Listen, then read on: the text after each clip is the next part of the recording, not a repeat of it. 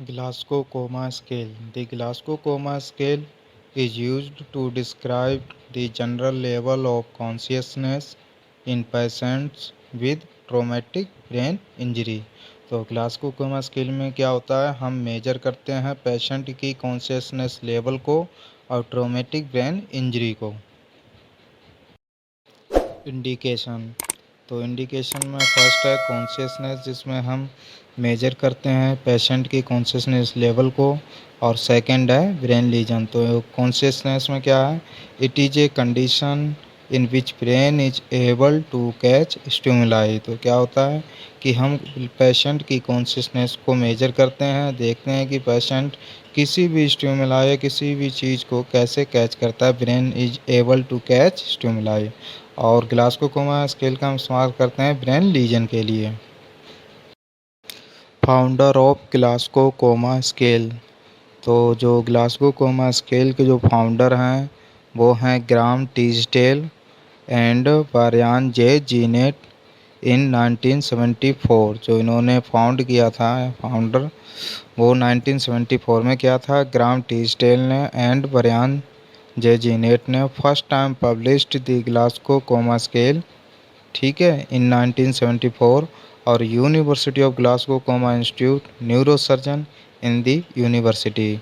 तो ये जो university of Glasgow coma institute थी, उस यूनिवर्सिटी में ये न्यूरो सर्जन थे। What is parameters of Glasgow coma scale, तो जो ग्लासगो कोमा स्केल के जो पैरामीटर्स हैं वो मेनली 3 पैरामीटर्स हैं। फर्स्ट है आई ओपनिंग रिस्पॉन्स, सेकेंड है वर्बल रिस्पॉन्स एंड थर्ड है motor response.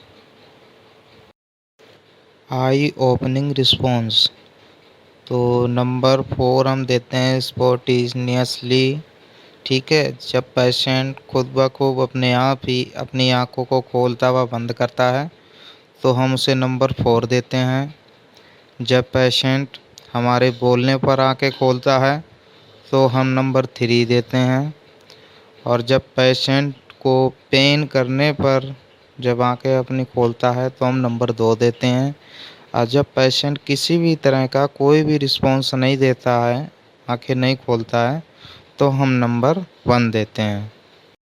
Verbal response number 5 oriented to time person and place, जब पेशेंट समय के बारे में, जगह के बारे में और पर्सन के बारे में जानता है तो नंबर हम 5 देते हैं। नंबर 4 हम जब देते हैं जब पेशेंट पूरी तरह से कंफ्यूज होता है, कुछ भी नहीं बता सकता, तो नंबर 4 देते हैं। नंबर 3 हम जब देते हैं जब इनअप्रोप्रिएट वर्ड का यूज करता है पेशेंट, तो हम नंबर 3 देते हैं। नंबर 2 इनकॉम्प्रेहेंसिव साउंड, जब पेशेंट किसी अलग तरह की आवाज़ निकालता, नहीं बोल पाता ठीक तरह से, तो नंबर 2 देते हैं।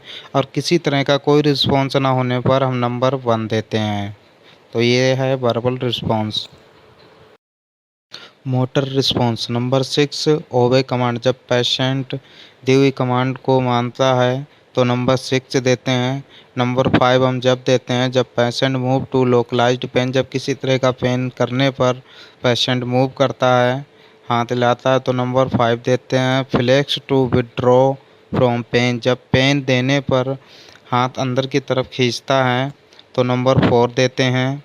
और नंबर 3 अब नॉर्मल फ्लेक्शन, जब नॉर्मल फ्लेक्शन करता है तो पेशेंट को नंबर 3 देते हैं। और अब नॉर्मल एक्सटेंशन, जब हाथ बाहर की तरफ फेंकता है तो नंबर 2 देते हैं। और नॉन रिस्पॉन्स के लिए नंबर 1 देते हैं। ये था मोटर रिस्पॉन्स।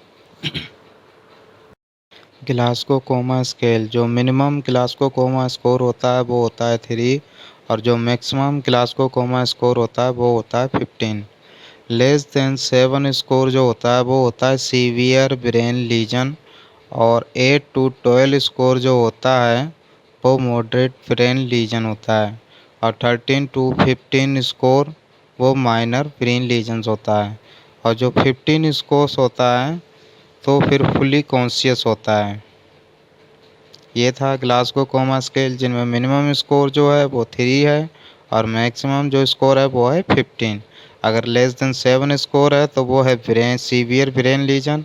अगर 8 से 12 के बीच में अगर स्कोर आता है तो वो आता है मॉडरेट ब्रेन लीजन। और 13 से 15 के बीच में अगर माइनर स्कोर आता है तो वो आता है माइनर ब्रेन लीजन, और 15 अगर स्कोर होता है तो वो होता है फुली कॉन्शियस।